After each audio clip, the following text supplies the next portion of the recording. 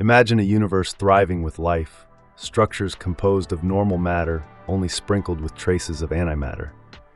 This cosmic landscape begs the curious question: how did all the matter, and not an equal amount of antimatter, come into existence in our universe? Our universe was not birthed from almost nothing. It was more like an almost everything of sorts, filled with matter, antimatter, and radiation, buzzing energetically. Under such conditions, particles and antiparticles could collide and spawn new particles, including particle-antiparticle pairs. The mystery deepens with the asymmetry between matter and antimatter, where every reaction creates or destroys both in equal numbers. Yet our universe is dominated by matter, with only remnants of antimatter. The very existence of protons and neutrons hints at their creation, known as baryogenesis, in the universe's past. But what does it all mean? How does it come together? Oh, my dear listeners, the answer is more intriguing than you can possibly fathom, but you'll find out soon enough.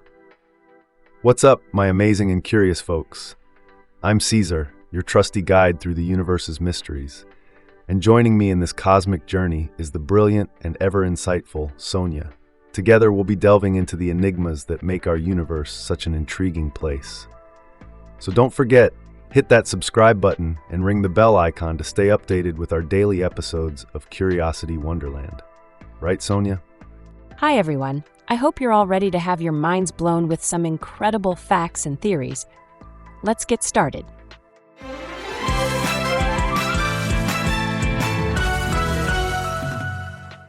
Just think about it, folks.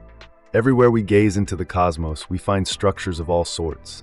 Planets, stars, galaxies, and even cosmic dust and plasma, all composed of what we call normal matter like quarks and leptons. Now here's the fascinating part. Our experiments on Earth reveal that while we can create and destroy matter, we can only do it by also creating and destroying an equivalent amount of antimatter. But if that's the case, how did all the matter and not an equal amount of antimatter come to exist in our universe? That's right. We can't ignore that our universe seems to have pulled a magic trick, creating an imbalance or asymmetry between matter and antimatter. It's as if the universe somehow tilted the scales in favor of matter. And yet, in the throes of the early universe, a highly symmetric state prevailed, with particles, antiparticles, and radiation all zipping around at nearly the speed of light. It was a primordial soup of activity, not a universe of almost nothing, as one might think. Exactly. The phrase almost nothing doesn't do justice to the early universe's state. In reality, it was more like almost everything, with the high energies and temperatures allowing for a multitude of particles and antiparticles to exist. But how did we end up with a universe dominated by matter? It seems our universe has a secret recipe for that. So when the hot Big Bang fired the starting gun, the universe was a hot, dense, energetic pool of matter, antimatter, and radiation, expanding and cooling at an incredibly rapid pace.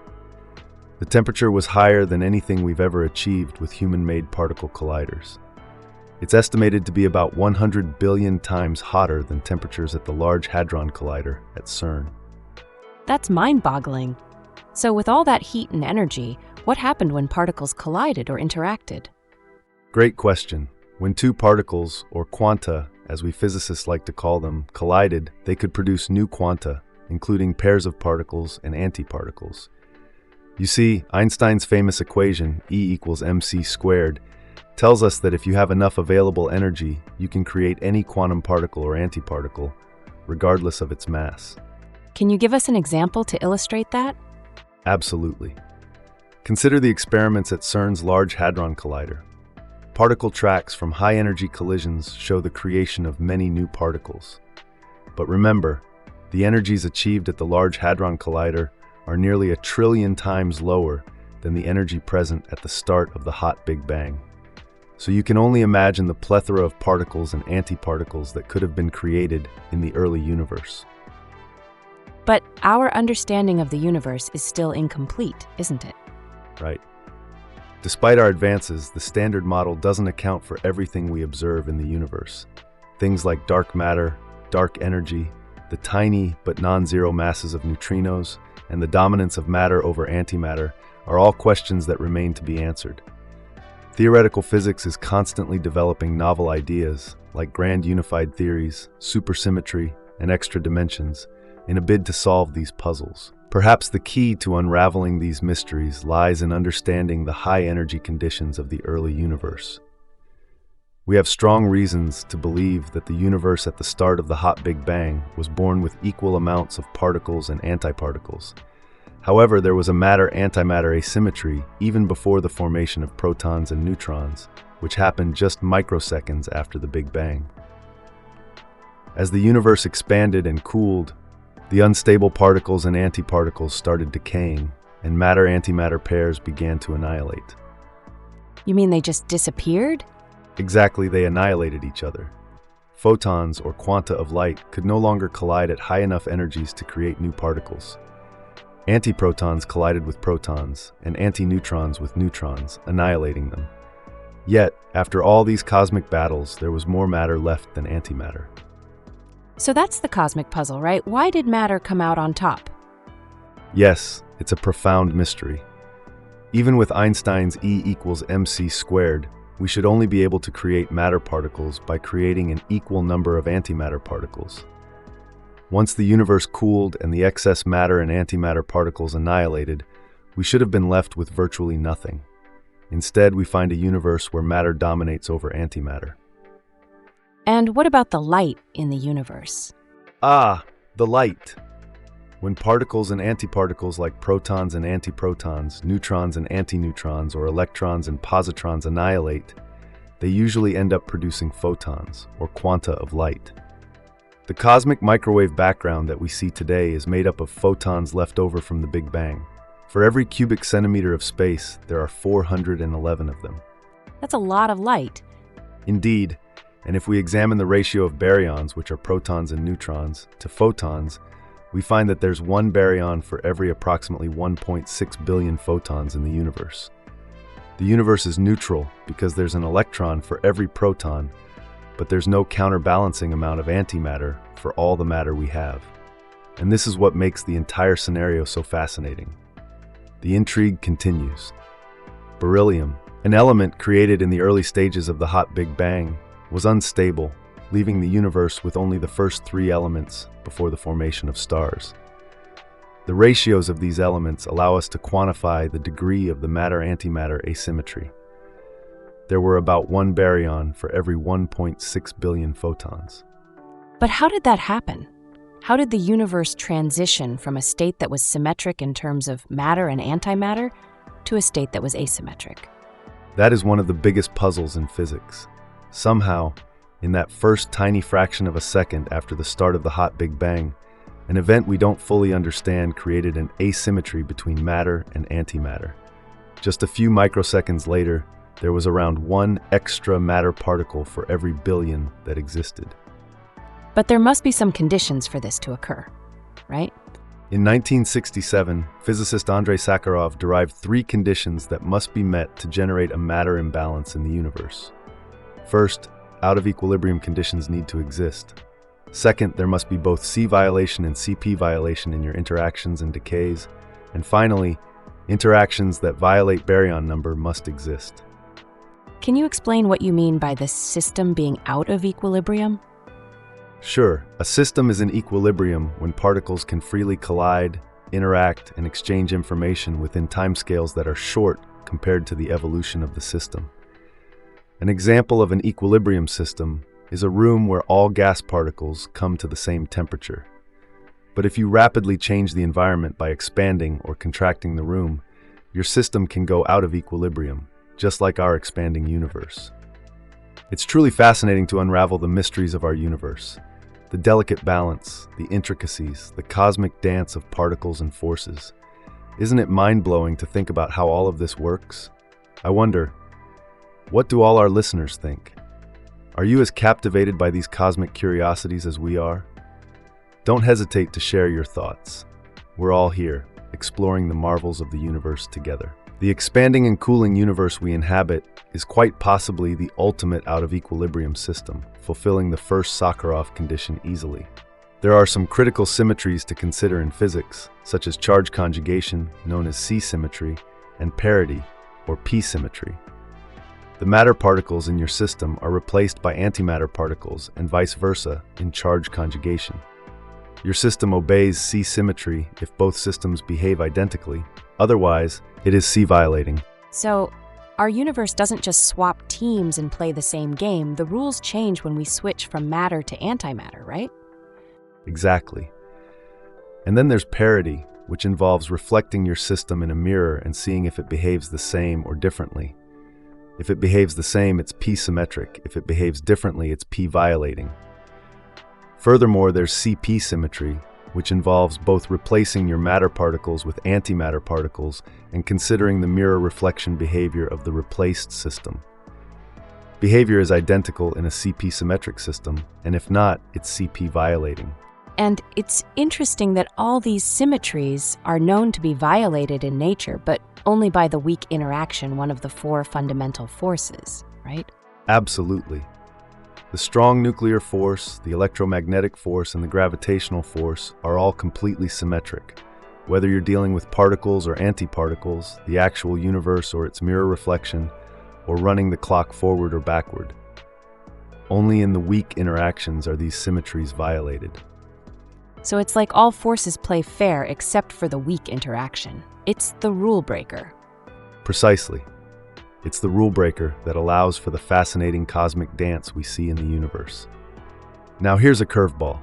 Every particle physics reaction we've observed has always respected the baryon number. For instance, if a quark, which has a baryon number of positive 1/3, is created or destroyed, an antiquark with a baryon number of negative 1/3 must also be created or destroyed. So we can't just create or destroy baryons, like protons and neutrons, willy-nilly? That's right. But the existence of baryons compels us to believe that baryogenesis, or the creation of baryons, did happen at a certain point in our universe's past. And remember, within the standard model of physics, the absolute numbers of baryons and leptons, like electrons, don't necessarily need to be conserved. What needs to be conserved is the difference between them. So under the right conditions, it should be possible to create a net number of baryons alongside an equal net number of leptons. That's a fascinating workaround.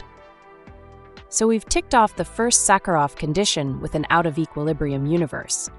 The second, needing C violation and CP violation, is only seen in weak interactions, but not enough to account for the observed disparity between matter and antimatter. We need more sources of CP violation. Yes, that's the big puzzle. It's like we have some of the ingredients in a partial recipe, but we're still trying to figure out how to bake the cosmic cake that is our matter-filled universe. The third Sakharov condition, baryon number violating interactions, can happen within the standard model, but only under specific circumstances. The baryon number minus lepton number still needs to be conserved. And here's where it gets even more intriguing. After extensive research, physicists have proposed 4 possible mechanisms that could have generated a matter-antimatter asymmetry from initially symmetric conditions. One of these is a grand unification scenario where new super-heavy fundamental particles, including X and Y bosons, exist, and if they decay through CP-violating channels, can create a baryon excess over antibaryons. Wait, I have a curiosity about that. These X and Y bosons you mentioned are purely theoretical, right? As I understand it, we've never actually observed them. That's correct. They are hypothetical particles proposed by certain grand unified theories, but we've yet to find evidence for their existence. Another scenario is leptogenesis, where new physics in the lepton and neutrino sectors at very high energies produce an excess of leptons over antileptons. Then, the Sphaleron interactions convert a portion of that lepton excess into a baryon excess. Then we have what's known as electroweak baryogenesis. Here, the process of electroweak symmetry breaking occurs via a severe phase transition, and a baryon asymmetry can arise from this. However, it's worth noting that the Large Hadron Collider, which could be sensitive to this scenario, hasn't seen any evidence for it. Finally, there's a scenario known as Affleck-Dine baryogenesis, which involves cosmic inflation and supersymmetry. But again, while we have substantial evidence for cosmic inflation, there's currently no evidence for supersymmetry. It's so thrilling to think about all these different mechanisms that could have shaped our universe. I can't wait to see what new discoveries will be made in this field. Now, if we live in a universe where grand unified theories apply, we would also have super heavy X and Y bosons along with their antiparticles. And these would be different from the particles we've talked about so far. Yes, they would have different charges. The X boson would have a charge of positive 4/3, and the Y boson would have a charge of negative 1/3. Their antiparticles would have equal and opposite charges. All right, so what happens to these particles? As the universe expands and cools, these particles decay. The X particles, for example, could decay to 2 up quarks or to an anti-down quark plus a positron. And how does this relate to the baryon number? This would result in a baryon number minus lepton number of positive 2/3. The Y particles can decay to either an anti-up and anti-down quark or an up quark and an electron, with a baryon minus lepton number of negative 2/3. So this is how the imbalance between matter and antimatter could have been created. Exactly. The decay pathways, or the percentage of particles decaying one way or another, can be different for the X and Y particles compared to the anti-X and anti-Y particles if C and CP symmetries are violated. This could lead to a net production of baryons over antibaryons and leptons over antileptons. All right, let's imagine a scenario. We have 100 X particles, 100 anti-X particles, 100 Y particles, and 100 anti-Y particles that all undergo the decays we talked about earlier. After they all decay, we would end up with 201 up quarks, 197 anti-up quarks, 102 down quarks, and 100 anti-down quarks. Now let's let these quarks, antiquarks, and electrons and positrons annihilate away. What are we left with? For every 100 X anti-X pairs and 100 Y anti-Y pairs, we made a net of 4 up quarks, 2 down quarks, and 2 electrons, enough to make 2 protons and 2 electrons. So we can create more matter than antimatter from an initially symmetric state just through the 3 Sakharov conditions. Exactly. It's the out-of-equilibrium nature of the early universe, along with the CP-violating nature of decays, that allow the creation of a baryon asymmetry from an initially symmetric universe. This set of ideas is currently the leading theory for how we ended up with a matter-dominated universe. But the reality is, we still don't know precisely how it occurred, as all of this is beyond the reach of even our best particle physics experiments. Perhaps, someday, this great open question in physics will finally be solved, and we will have a full understanding of why our universe is the way it is. So, as we've learned today, the question of how matter came to exist in our universe is truly complex and fascinating. When we look out at the universe, we see that it's filled with matter, with very little antimatter. This is puzzling because particle experiments show that reactions create and destroy matter and antimatter in equal quantities. Yet, our universe is dominated by matter. We've talked about the conditions in the early universe, the importance of Sakharov's conditions, and the potential ways in which a matter-antimatter asymmetry could have occurred.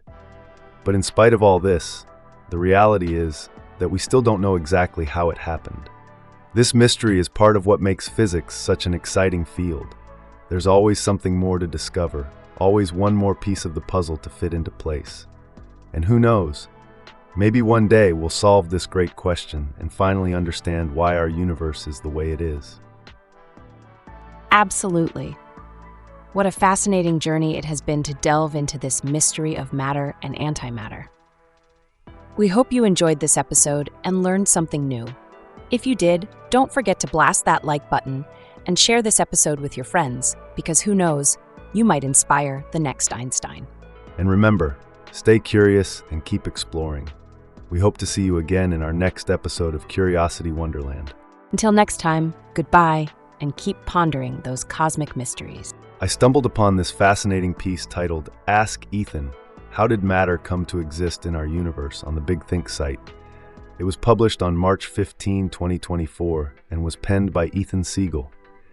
If you're interested in diving further into the topic, you can find the full URL in the episode description. Now I'm off. See you next time.